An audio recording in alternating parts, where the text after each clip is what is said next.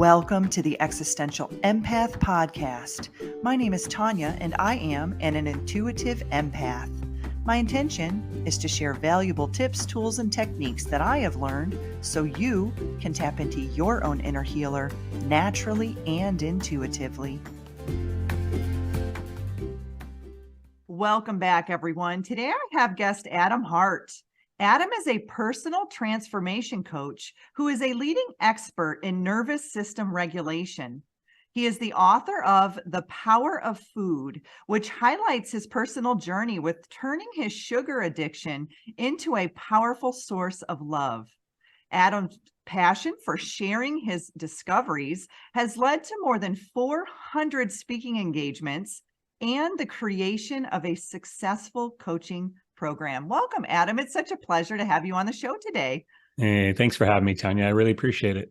So you and we're going to talk about finding calm and clarity during times of chaos. And so many people around the world are experiencing high amounts of stress, racing thoughts, and are finding themselves stuck in that fight or flight response. And so there is a tendency to want to either numb out or detach as a coping mechanism to deal with anxiety, depression, or even diagnoses such as ADHD, which we're going to talk a little bit about today. And so Adam, in your 20s, you were led down a path of anxiety and later diagnosed with ADHD. And we are seeing these labels put on our children at alarming rates right now at very young ages. And so I wanted to dive into this a little bit and have you kind of explain what ADHD is and how this label was put on you and how did that impact your life? Yeah, and all in a big way, for sure. And I think that, I have a background in sociology, and my coming out of university, I was in a rough place myself. And years later, as I discovered what we're going to talk about today, I did start to look at human adaptation, or essentially our lack of the ability to adapt to our current environment. And there's a level of what we're experiencing day to day that has many of us feeling very triggered, very reactive, very anxious, very fearful, very uncertain. And so I didn't know it at the time and when I was going through this, but so much of it was my lack of understanding the relationship between my own brain and my nervous system. And so when I was young and was diagnosed ADHD and was very impulsive. So what is ADHD? Attention deficit hyperactivity disorder, or ADD. As far as without the hyperactivity, I had the hyperactivity, I had the impulsiveness, I had my mom would say, the just bouncing off the walls and never really having the ability to be calm and present in my own body.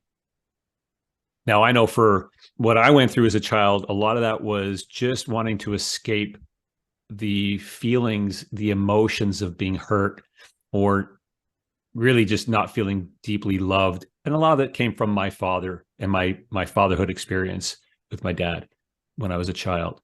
Yeah. And I was going to ask you that, were you even taught how to relax or be calm, or were you, raised in an environment where it just was constant stress and constant anxiety? Because that was my experience as a child. Yeah. And I think it's such a common one now where our parents don't know how to regulate their own response to stress. So how can they create an environment which would be called coregulation? So if we can regulate ourselves, we can co-regulate those around us.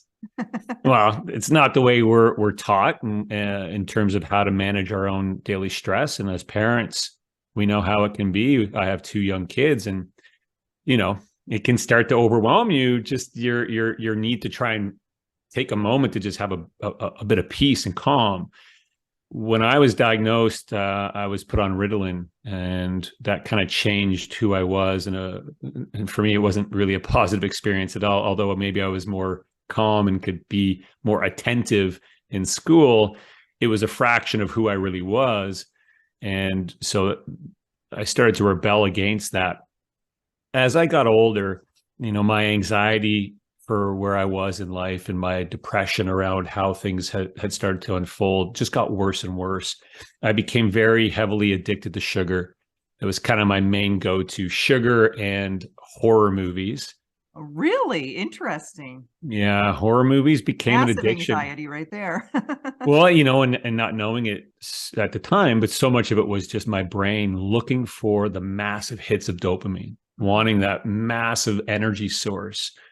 And so that's one that I turned to. And I eventually became pre-diabetic and was overweight and suffering with food allergies and obviously the ADHD, and put on all sorts of different medications. And when I was 24, 25 is when I had my burnout moment and recognized, okay, I'm in rough shape. Like, this is Which not seems going. so young. Yeah. I mean, for me, I had that burnout moment in my late 30s, but mid 20s, that seems really young to have a burnout moment. Yeah. Well, and I think there's a large part of where we are now, where we see kids younger and younger having that level of burnout. And there's mechanisms for where that comes from, which we could chat about. But for me, it just definitely got to that point where I couldn't find a solution. I kept doing what I was told I'm supposed to do. Every time I went to my doctor, he's like, well, you better start getting on a diet of some kind, or else, you're going to be insulin dependent in 6 months if you don't change the direction you're on. That's, because I was pre-diabetic. And then I would try different fitness programs, and, I tried yoga. I tried all these different ways that I was told is the way to get healthier. And all of it just left me feeling more frustrated, more guilty, more self-sabotaging thoughts. But then I got Which is an lucky. endless cycle, right? It's because the thoughts are feeding and then your body will start to respond to that. So it's just this cycle. That's it, right? And your brain starts to learn the patterns of your own stress. And the brain, it's a beautiful organ, but it is a survival organ. So it is going to try to get you stuck in certain pattern ways of thinking, because it wants you to react to those thoughts so that it is guaranteed the result of you giving it what it wants. Mm-hmm. All right. And predominantly that comes from your stress response. It wants the adrenaline.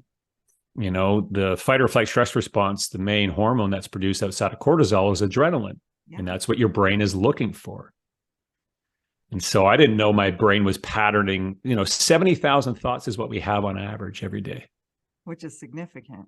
Mm-hmm. Huge. And so much of my self-defeating thoughts were just a product of my own brain wanting me to get stuck in these patterned reactive ways of being about my life that kept denying me what else was possible. Yeah. And that's that sympathetic nervous system, that fight, flight, or freeze response. And I think many of us are programmed into that at a very young age. And, I've worked with people who they told me when they were really young, like their mom would, anytime, here in the States, they have on television, sometimes they'll have a buzzer go off, like a noise, and it's an emergency alert system. And her mom would immediately say, it's the apocalypse. It's time to hide. She was trained at a very young age to be literally terrified from this noise that she would hear. And so, watching that pattern play out, I mean, she's in her 40s now, and watching that pattern play out her whole life, she has been in fight, flight, or freeze for most of her life. And so it's unfortunate to see some of these children carrying these children, us included, right? Because we were children at once, right? Us carrying these patterns throughout our daily lives, all the way into adulthood. Yeah.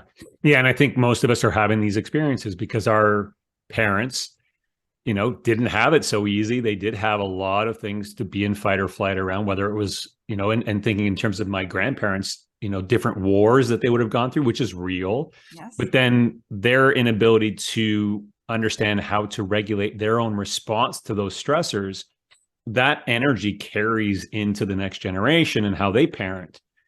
And then obviously we know the baby boomer generation, that's my parents' generation, they carried that frequency with them. Mm-hmm. So how am I as a child supposed to feel safe in that energy, supposed to feel nourished and feel loved when the dominant energy is one of anxiousness and fear and, needing to feel safe all the time? And it's a tricky place for us to grow. And then for us as parents to hold that for our kids. Now we're in a generation where, whatever we label that next age group is, they're in it really deep now because of the advent of social media. Mm-hmm. and the triggers that creates. And so COVID too. I mean, just those kids growing through that, through the pandemic, it's so much fear and stress and, you know, just that anxiety. And even, you know, when you're in your mom's womb, you know, whatever your parents are experiencing in that time, you know, even before you're physically birthed, you know, it's like you're still beginning to tune in. You're harmonizing with your mother's nervous system, you know, it's small, even conception. Totally. Yeah. Right. And then so it's just, it's like, well, this isn't something we're taught is what's actually happening. We're not from a young age really being given access to an understanding of how we can manage our own response to the things that are happening in our lives. And, you know, when my parents yell at me and I feel so defeated, how do I work with that so that I don't let my brain start to control that and start to build these self-sabotaging thoughts about myself, because the brain just knows that if it does that, it's going to get the adrenaline from the thought. We're not taught that. I just, like I mentioned, I just got very lucky because I found a sport that taught me how to regulate. And let's talk a little bit about that, how you were guided into your outlet that helped you regulate. Yeah. And I feel really grateful that I found rock climbing for obvious reasons as we get into, but just the ability to get something that provided some peace of mind.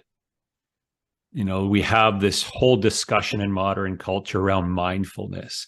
And I think mindfulness is a dangerous word. You know, I don't want a mind that's full. I want a mind that's restful. Mindlessness. just full of rest, just full of peace. I don't want it to be full. It's always full. And we know how that is. We're all running around just ragged with our heads just spinning all the time, trying to figure it out, get here, get there. Climbing was a real fight or flight experience that I was learning how to regulate. You know, an environment where, you know, the first time I ever tried it, I went inside, and this was out of desperation, you know, not wanting another gym membership, being 200 plus pounds and, you know, feeling so crappy about myself, and then stumbling into this indoor rock climbing gym and realizing, wow, there's something about indoor climbing that's making me feel peaceful and feel calm and feeling safe to explore the boundaries of my own fear. And then I became addicted to it. It is the only thing that was giving me a sense of feeling calm in my own mind and a feeling of connectivity to the present moment. That's so funny. I was on a hike yesterday and we were in an area with a lot of rocks, and my friend made a comment, it would be fun to rock climb. And I said, that actually gives me anxiety, the thought of rock climbing. So it's funny how we find our own niche. We find our own path, right? That provides us with that piece, because there could be a lot of people listening right now. Some may say, wow, rock climbing provides me peace, while others say, oh no, that, you know, creates anxiety with me. And I, you know, so it's very important for us to find our own way and to find our own path to regulate our nervous system. And I want to talk about that, Adam. What does that mean to regulate the nervous system? Because we hear that often, but not everyone really even understands it. And myself included, when I worked in a very high-paced, high-stress trauma environment for nearly 20 years. And lots of bells and alarms and whistles and grief and trauma and loss and every day. And then when I disconnected from that, my body was still in fight, flight, or freeze. And I had to go through a period of regulating my nervous system. So I'd like for you to talk a little bit about that. What does that mean when we say regulating the nervous system? Yeah. And I'll share in terms of the climbing experience. It's important to know that you don't have to climb to start to do this, but climbing taught me what it actually means to regulate. And here I am climbing, and I'm climbing for hours and hours and hours and hours, for days and days and days and days. Wow. So this is a constant relationship with my own fight or flight stress response. So being able to regulate it, being able to actually be present in what is happening in my own thought process and what is happening in my body. And how can I take the relationship of the moment of life and not give in to being reactive to the thoughts, but actually create a moment of peace, a moment of calm, so I can get back my full power of my own biology, brain and body. Now, we know as far as the nervous system goes, it's an autonomic system. It happens automatically, like digestion, like your heart beating, like your blood flow. It's automatically happening. And there's only two states, the sympathetic and the parasympathetic. So what I didn't realize growing up was that I was sympathetic dominant, like many of us are today. Many of us were. Mm-hmm. Right. And we don't even know the difference because we have never really had a life experience with our parasympathetic nervous system. We've had moments, right? And these moments, and a lot of the work that I do and the clients that I work with, the moments show up as these moments of actually feeling peaceful, of feeling flow, of feeling super excited about something. Usually whether it's the birth is what I would experience. Right. As I say, the birth of your child is mm-hmm. a common one. But it's the feeling that brings. It's like, okay, well, if I've had moments of those feelings, why do I not have the ability to tap into those more often? And it's only because you're dominant in a fight or flight sympathetic stress response. We're meant to be in the parasympathetic most of our lives. And you think in terms of our ancestors and how they lived in community, they lived in nature. They were very, very few moments were fight or flight, except for when they had to secure food pretty much. Well, that's not something we have to deal with a whole lot anymore. We have food, pretty much processed food anywhere we want. But the elements of the biology of the fight or flight is just so heavily induced into our modern way of living that we don't even know that we can cultivate a relationship with our parasympathetic. And so when we understand that we can regulate our own nervous system, and this is done in the moments of life, it's not, okay, well, let's start meditating every morning for 20 minutes.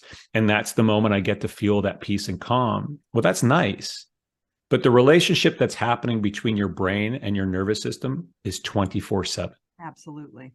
So if you can learn how to regulate that relationship throughout your day, all day long, you start to understand how you can tune into your own natural state of flow in a holistic way where you're not constantly chasing another diet, another fitness program, another meditation practice, another yoga session to reach what you're doing those for. Those results that you're doing those for, that's still a future focused anxiety. How do you cultivate a relationship with having that be your reality now? And that's through your nervous system regulation. Yeah, and in developing that relationship, I know, for me, when I left that highly acute traumatic job that I was in, it took me some time to bridge the relationship and kind of train my body and my mind that I'm not in fight, flight, or freeze anymore, that I am safe, that I am okay to rest and digest, which is that parasympathetic nervous system. But in that bridge gap that I had between the time I started to work on shutting down the sympathetic, or at least bringing it down to, a minimum, my body locked up on me.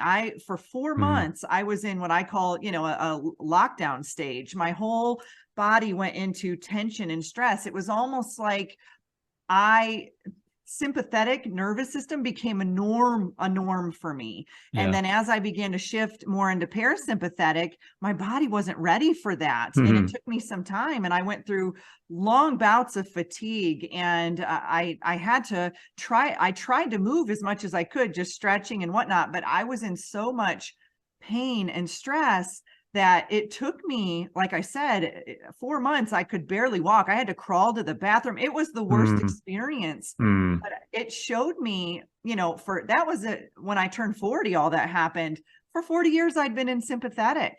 And now I'm, shifting my program. And so, have you experienced this, or have you had anyone else that you worked with experience this? How do we bridge that gap when we finally consciously recognize we've been living in fight, flight, or freeze, and now we want to shift? How do we regulate, during that bridge time?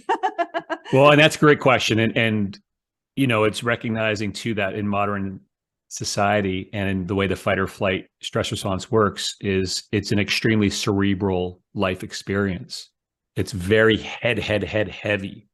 And so as we learn to bring the parasympathetic in, which is your heart, so it's just bringing the heart into the equation so that you have this ability to utilize your vagus nerve, the main channel of communication between what's happening in your body and what's happening in your head. And as you strengthen the vagus nerve, you have the ability to feel more at peace, more calm, more present.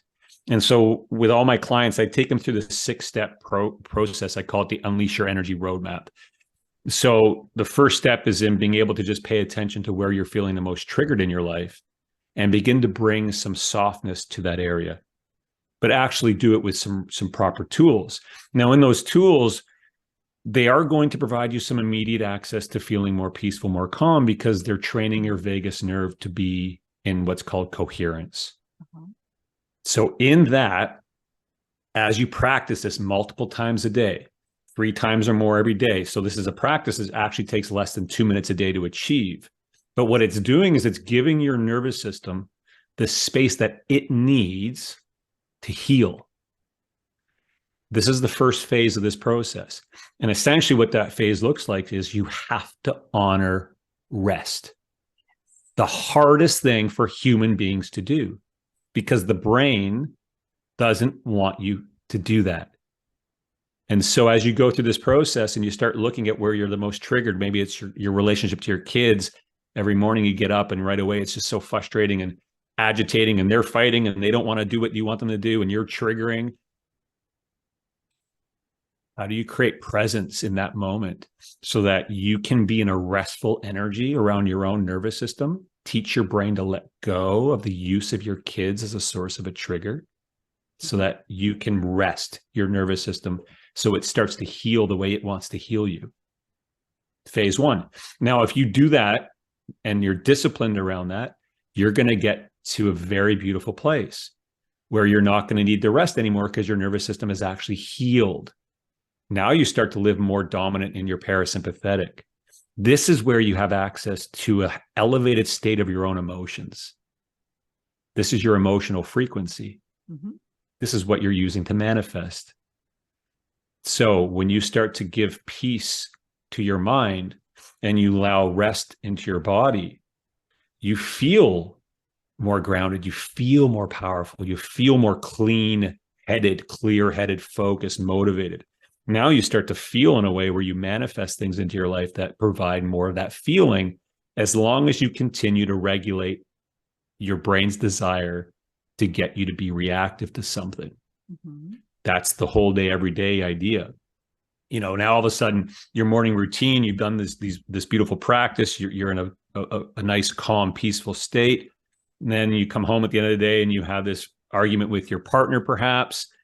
Okay, that's the moment where you're having this argument to notice, okay, I can now reset again if I choose to. In the moment, reset, bring yourself back to that state of peace. And you start to learn that that is your natural place to live.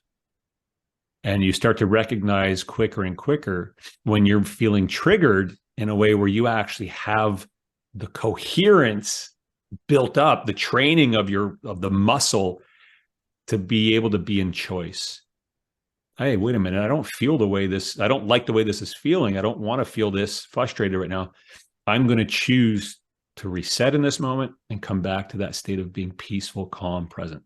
Oh, that's powerful. And as you do that, because that's been what I've been doing as well for several years, you'll begin to recognize those around you will start to harmonize with that energy as well. And because as within, so without, right? So as we begin to shift that our internal, will begin to recognize our external reality will start to change too. And because we are energetic beings, our children are the ones that we, the loved ones that we live with, our pets, they all pick up on our energy. And I often, have this when I'm working with people, is they'll have me work with their pets. And I'm like, I always tell them, work on yourself first. Your pet is mirroring back to you, where you're at. And so I think that's really important that we're talking about, how our children play a role in this as well, because if you've got high stress children, you've got to take a look back at yourself and say, well, what energy am I bringing in to this household, or my spouse? What energy are we bringing in that could be, sort of creating this environment of stress and anxiety that we're living in? Yeah. Right. And if we keep bringing it back to the basics, the basics of our own biology, everything is, if we filter everything in terms of what our brain is after, then you can give yourself some sympathy and empathy for where you are. And you can separate yourself also from needing your kids to change what they're going through, because their brains are constantly, like a computer system, constantly looking for the triggers in their stress response. And so as me as a parent, if their brain knows that I'm going to react to them, their brain is using me as a source of a reaction. If I keep reacting, I'm part of the problem. Yeah. So I need to be the one that changes the frequency of my own energy so that I'm not a source of reactivity for their brain to lock into. So, I mean, and you see it, like if you understand that this is what's happening, then you can see, like with my daughter, I used to be triggered all the time by my daughter. She's now 11. I've gotten to a point where I understand it so much deeper, where I'm more disciplined and committed to being in my present nervous system. Mm-hmm. But as I've really upped my practice and really held space to not be a source of trigger for her, she turned to her brother. So now all of a sudden her brain knows, oh, I'm not going to get dad to react. Okay, let's go to my brother. And all of a sudden now that's just ramped up completely, because she knows, or her brain knows, that her brother is going to react constantly. And that's all, when kids are fighting, that's a large part of what's happening, is it's their own brains fighting to the reactivity, because the brain's like, yes, I'm getting so much adrenaline from this. But if there's nobody, want that adrenaline so much, do you think we're programmed to feel that? Why do we want that so well, bad? we don't, but the brain does. The brain does. As a survival organ, it's such a beautiful organ, but it's very primitive in its approach to just wanting to continue to get the two dominant sources of energy for the brain is adrenaline, which is, again, it's our fight or flight hormone, and dopamine, which is known as the voltage of the brain, the neurotransmitter that's known for, the motivational side of things, but it's now linked to pretty much every escape habit we have as human beings. And the two dominant ones for our kids is processed food and sugar and social media. Absolutely. And it's constant stimulation all the time. Constant. Yeah, and it's tough to shut that off. I mean, like I said, that was the environment I was in. It was just the moment I opened my eyes in the morning, my phone was going off and I had to respond. It was just constant, and so one thing that helped me regulate my nervous system was spending more time in nature. And that's why I like to post, most of the photos. If for those of you watching my YouTube channel, you see a lot of really pretty scenery behind me. I spend a lot of time in nature. I like to hike. I like to get out. I like to really explore. And so, Adam, how do we bring the nature back into human nature? Because that's exactly where we need to be with that, with the Schumann resonance, with, the way that our brain waves correlate with the Earth's frequency. There's so much benefits as human beings to be outside. How do we bring that back into our lives? Yeah, well, this is a great question. And I love this, because in the process, in terms of when I'm guiding a client through this, it's not something we have to really focus on in terms of how do I do this more? How do I get nature more? It becomes one of the dominant manifestations. It actually just starts to show up because of the frequency of nature. It automatically puts you in that resonance of being grounded, of being present. And so you start to manifest things into your life that allow you to be in that energy more and more. So an example, one of my clients, Michelle, we were on a call, and she did my program years ago. And we were just doing a check-in call, and she was telling me all these beautiful things that have been showing up in her life. And she highlighted that most of them are coming in the form of nature. Like all of a sudden she became a scout leader for her son's scout program. And I loved it because you can tell from her energy that she's so excited that nature is showing up the way it is, but she's also excited how it's also bringing in the other elements that are really important in her life, like being there as a present parent. So it's not so much that we need to look to how do we bring nature in. It's more of the more we align our heart in this coherent way where we're very present to our own energy, you're going to find nature in the most beautiful ways that fits your busy life. You just have to make sure that when it shows up, you honor it, you take action on it. You're going to be so motivated for it, but you don't just sit on the couch and twiddle your thumbs. When it shows up, you're like, oh yeah, I'm going outside for that. And you do it. And you appreciate it in the moment. Even when I was working in that high stress job, I was living in Florida at the time, and I had to travel all over the place. I would pack my lunch, and I'd find a beautiful lake, and I would park there, and I would get out, and I would sit at a picnic table, even if I had a 30-minute break, and I would take my shoes off and put my feet on the ground. And, just that 30 minutes that I had, it was just heaven for me, because I was, in artificial lighting and in these hospital settings. And, so it really is, oftentimes prioritizing it as well, because I could have driven past that and had my lunch in the hospital. I could have chose, like you talked about, the power of choice. I could have chose to do that, but I chose to spend that 30 minutes out in nature. And we're human batteries, right? We get charged up. We get charged up by being outside. And for me, it was just, I looked forward to that every day when I. Well, it makes sense, because you probably got to a point where you understood the feeling experience of it. And that's the big disconnect right now, is we've lost touch with our ability to actually feel. We're so driven to just be distracted and keep charging for whatever the brain's telling you to charge for. And we know that's going to have a symptom of some kind, because your nervous system's out of whack. And so you're going to be inflamed. So you're going to crave all sorts of things. You're going to have an imbalance of your own hormones. You're going to have a decrease in your mitochondrial energy. There's so many you're going to have poor sleep. All sorts of things are coming just from your lack of being able to reset your own response to life.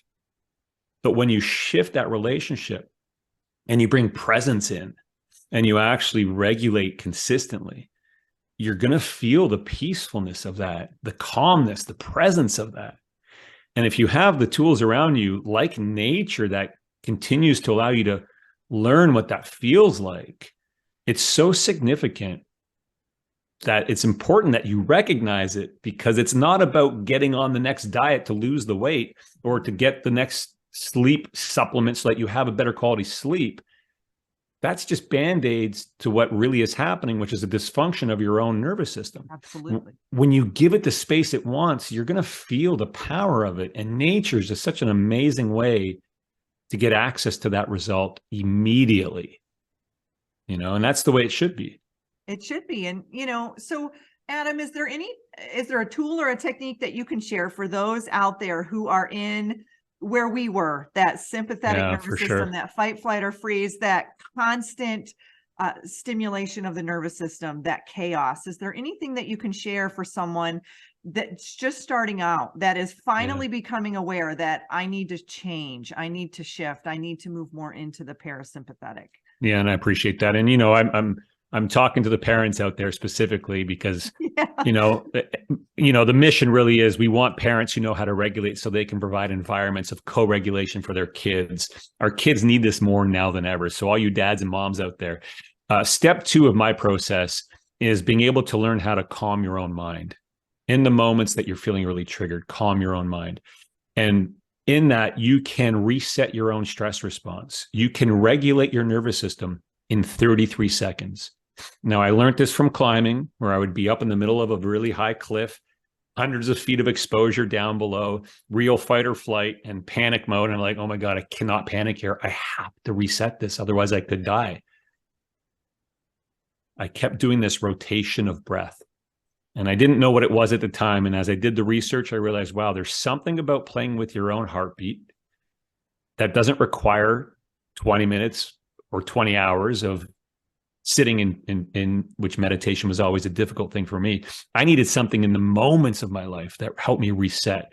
So this is a 33-second breath practice. It's called heart flow. And what it is, and if anybody wants this as well, we can link it to the show notes, because I have a training on this and it's free. But the idea is that in the moments of life, you're taking 3 times out of your day where you're spending 33 seconds to focus on resetting your own nervous system through heart flow breath practice. It's a rotation of 4 seconds in, 7 seconds out, 4 seconds in, 7 out, 4 in, 7 out. Now, there's hundreds of different breath practices out there. This one is very specific to being able to reset your nervous system back into the parasympathetic in the moment of something that is triggering you. And if you utilize this, like I mentioned, 3 times or more every day, the one result that I want you to feel is the connection to resetting yourself back into a feeling of feeling peaceful, feeling calm, feeling present. That's the only thing we should be after at this moment, is a deeper connection to what that feels like, because from there, then you get to do so much more. But that's step one. So when you're taking those breaths, is it in through the nose, out through the mouth? Does it matter? So in through the nose is ideal, out through the mouth or nose, depending on where you are in terms of the practice itself. Some folks find it quite difficult to keep going through the nose, so going through the mouth. But the key with that is trying to do your best to keep the rhythm very clean. As long as you keep the 4 in, 7 out nice and rhythmic, so you're not holding it at any moment or dropping it up and down. You're just doing 4 in through the nose, 7 out through the nose or mouth. Keep it nice and rhythmic. And what that rhythm will do is it will send a very clean signal up the vagus nerve to teach your brain to let go of the use of that trigger. Wow. That's what we're trying to do. Just keep telling your brain, hey, brain, I love you. You're safe. You don't need to use my kids as a trigger anymore. Or, hey, brain, it's okay. I know I have a few extra pounds around my waist. You don't have to use that to try and trigger me into self-doubting thoughts. I'm just going to reset myself. Boom. And right away, you're decreasing inflammation. You're helping the weight drop on its own naturally. You're giving yourself back energy, and you're a completely different person in that moment.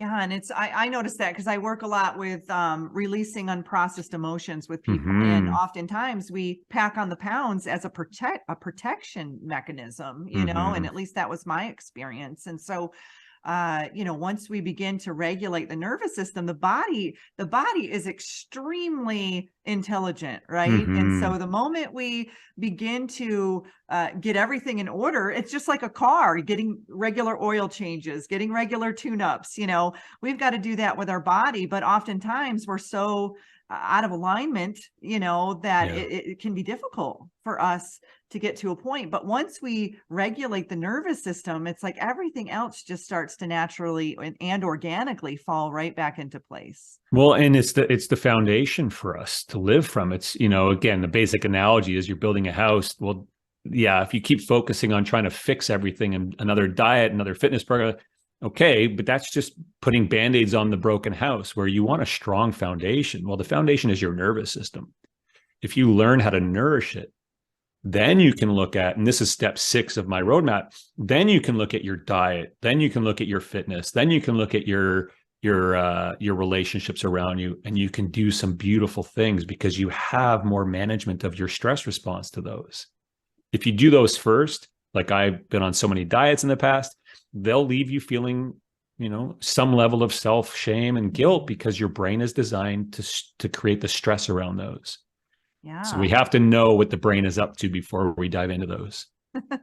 I like how you said to have a conversation with the brain, because I do that all the time. It's like, okay, I can sense I can feel tension in my body, and I can sense that my thoughts are creating that tension. And so just having that conversation, like I've even visualized myself kind of sitting there across from my anxiety or across from my depression, or, you know, like you would with a spouse or with a friend, and having a dialogue, you know, like, what is it that is making you, you know, stressed out? What is causing this? When did this start? How far back, you know, did this go? And just having a beautiful kind of communicative dialogue with whatever it is that is kind of coming to the surface, like a pressure cooker, right? It's ready to be released. And most of it is coming from our childhood stressful moments, whether we label them traumatic or not.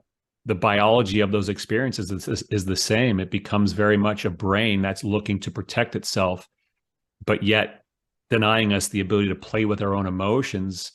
And then we get locked into these triggered responses, and the brain keeps learning of the triggers. And then you enter adulthood and you have all the triggers of your finances and your career and your relationships and your health. it's a hard place to navigate life from. It really is. I had a friend who had a neat piece of technology. I think it came from the Heart Math Institute, but you'd connect it, to, I think it's your finger. I can't remember, but it was a heart mind coherence mechanism, and it had this, it had the waves on it, and you could kind of tell. I would start to think a thought that would create anxiety in my mind, and it would start buzzing up, and then I'd get back into my heart space, and it would start to even out. It was really a neat little piece of technology to I have one here. I have an M Wave. It's an M Wave 2. It clips on your ear. That's it. Yeah, and it has a light that shows you, and it's great. And I use it with my kids so they learn how to regulate, create coherence. Then it's like, okay, we learn how to regulate the breath, because we know we're so shallow in our breathing and it's so disruptive. And so let's just get that back online. But then it's also, how can I use that breath in my day-to-day, like when I go in the kitchen, and like my book, The Power of Food, came from my own ability to work with my breath in a way where I could shift my sugar cravings and sugar addiction to where it transformed my relationship to food, to where I was just so regulated in being able to be creative in the kitchen in a way where presence was leading that whole experience. It was just, you start to learn that you can extend these acts of love. You can extend the time inside of that kind of energy.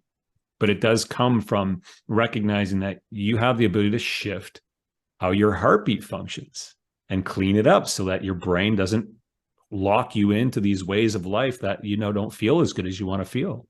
Absolutely. And that's so powerful. And I think just having the visual of that, being able to see that how my thought does affect how my nervous system starts to react. And so, and we have the power to raise the frequency of our food. And I've shared this on my show many times. I think we get so caught up in, I've got to have this, or I've got to get this, and I've got to do that. We can raise the vibration of our food. I do it all the time, and using our hearts and, activating that. And so it's too, when we start to regulate our nervous system, it's almost like I see, prior to us regulating it, we've got a full glass of water. We can't pour any more water into that glass of water. You've got to, dump it out and restart over. So it's like almost like these bursts of inspiration come through us when we start to regulate, because we're allowing, we're letting go of the energy that was, no longer serving us. And now we're creating space for new things to come in. And so